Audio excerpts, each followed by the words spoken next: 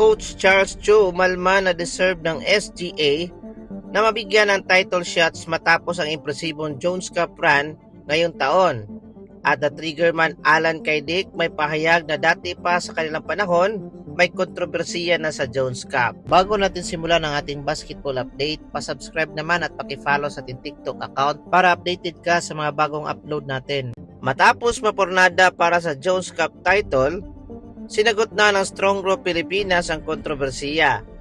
Sa kanilang kakatapos na group stage game, nandurugi ng Strong Group ang Chinese Taipei Blue sa score na 117-74 na nagresulta pa rin ang pagkalaglag sa torneo.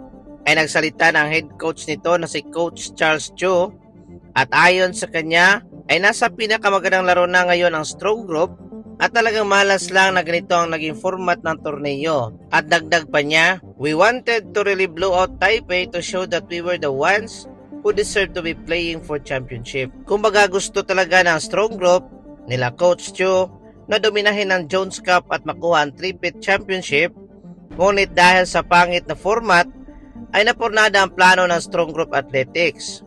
Biruin nyo, saan pa tayo nakakita ng basketball tournament na kung sino pa yung may 5-1 na record ay siya pang malaglag at yung may 1-5 ay mag-a-advance sa next round, sa Taiwan lang. Speaking of controversy ng league format ng Jones Cup, ay may payag din ang tinaguriang the triggerman ng Philippine basketball na si Alan Kaydik, na ayon sa kanyang pahayag sa Spin.ph ay matapos pumutok ang kontrobersiya ng league format ay kanyang naalala noong taong 1998 sa Jones Cup kung saan hinarap ng Philippine Centennial Team ang host team na Taipei. Ayon kay Kaydik ay noong una nilang mga laro, malakas pa ang suporta ng mga OFW na nagtatrabaho sa Taiwan, pero pagsapit ng finals, marami umanong mga Pinoy ang hindi nakapasok sa venue dahil mas binigyan umano ng priority ang local fans sa ticket selling.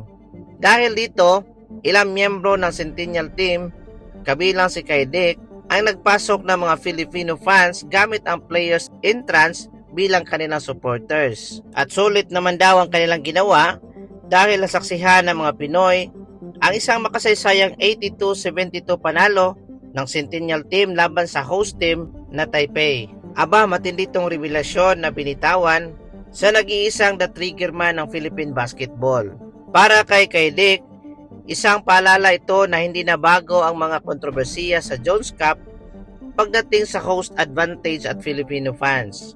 Ikaw, Karimline, ano ang masasabi mo sa pahayag ni Coach Charles Chu na deserve nila ang championship slot ngayon sa Jones Cup at sa revelasyon ni Coach Alan Kaydik tungkol sa kontrobersiya ng Taiwan? I-comment mo yan at babasahin natin isa-isa.